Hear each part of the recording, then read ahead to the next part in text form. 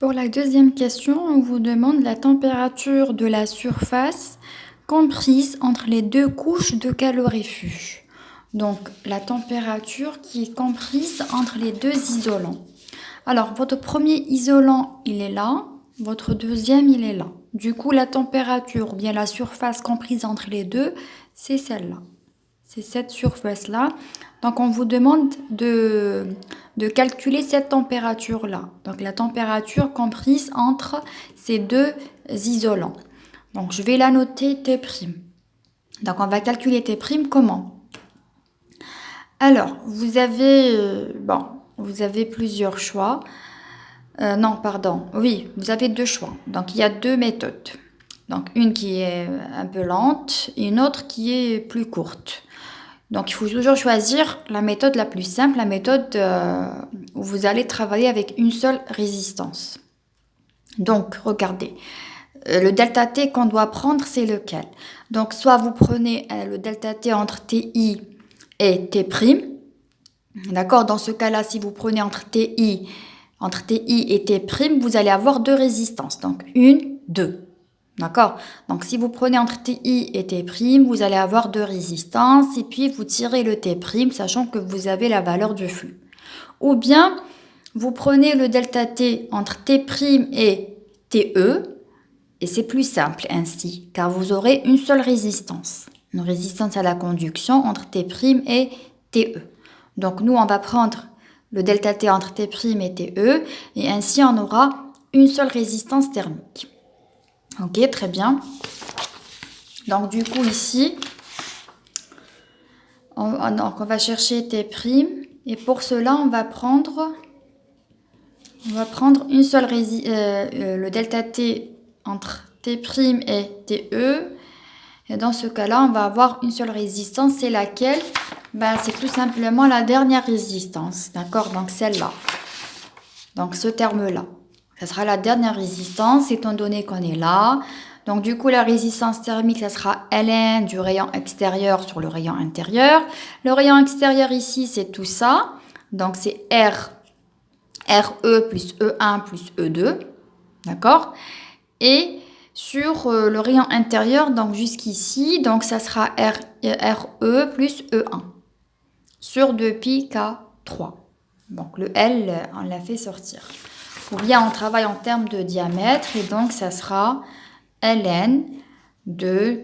Bon, de toute façon, on a déjà fait... Bon, je vous ai déjà donné cet exercice cette année en L2 pour l'évaluation du module de phénomène de transfert. Alors, voilà, sur 2πk3, L, il est là. Donc, du coup, je l'ai fait sortir. Alors, on va chercher le L, la valeur de T'.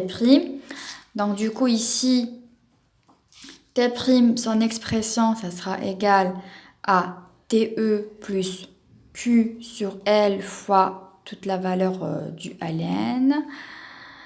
D'accord? Du Ln sur 2πk3. Donc, vous réécrivez ici la valeur.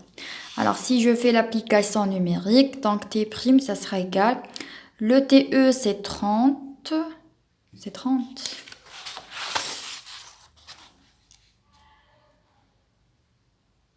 Non, c'est 50, pardon. Donc, le TE, c'est 50, pardon. Plus, alors, le Q sur L, on avait trouvé 158,27 fois le Ln, donc la valeur du Ln, l'intérieur du Ln, donc c'est 60, plus 2 fois 32, plus 2 fois 65 sur 60, plus 2 fois 32 sur 2π. Et la dernière conductivité, c'est 0,072. Et donc, la valeur qu'on va trouver, le T', normalement, vous trouvez 300,80.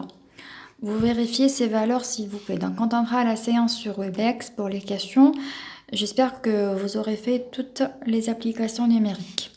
Alors, enfin, la dernière question, on vous demande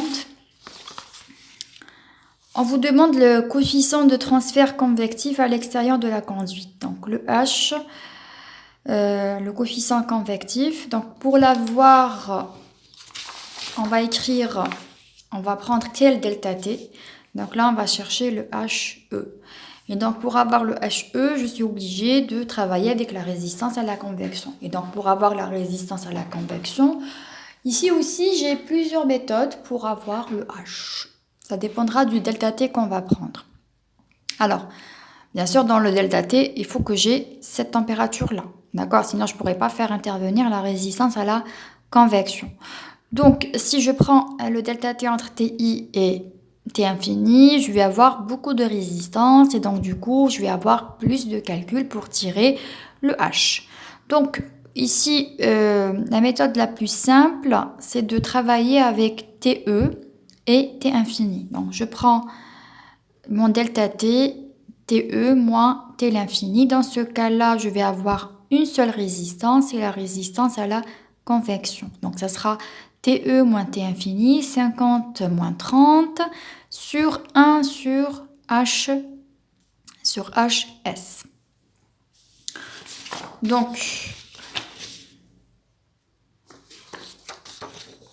Donc pour la troisième question, pour avoir le H extérieur, donc du coup, je vais travailler avec le delta T, TE moins T l'infini sur 1 sur H fois la surface. Donc la surface extérieure, ça sera 2pi RL.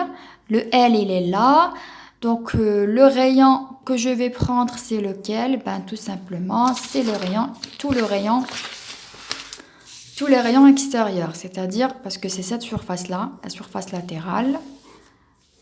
D'accord? Donc du coup, je vais prendre tout ce rayon. Donc RE plus E1 plus E2. Donc 2pi RE plus E1 plus E2. Voilà. Et vous tirez votre H. Donc soit vous écrivez sous forme de rayon, soit comme on l'a fait tout à l'heure, de E1 plus de E2. Donc on remplace, on fait l'application numérique. Donc TE moins T à l'infini, c'est 50 moins 30 sur 1. Vous pouvez écrire ça ici, hein, d'accord? Directement, vous multipliez fois ça. Donc on cherche le H. Donc le H, ça sera Q sur L sur pi. Alors ici, pour avoir cette expression, c'est-à-dire que j'ai fait rentrer le 2. Donc si vous faites rentrer le 2 ici, donc 2 fois RE, c'est DE. Après 2 fois E1 plus 2 fois E2 pour travailler en termes de diamètre. D'accord? C'est pour ça que j'ai enlevé le 2 ici. Donc ça sera pi fois le D1. Bon, j'écris l'expression DE plus 2E1 plus 2E2.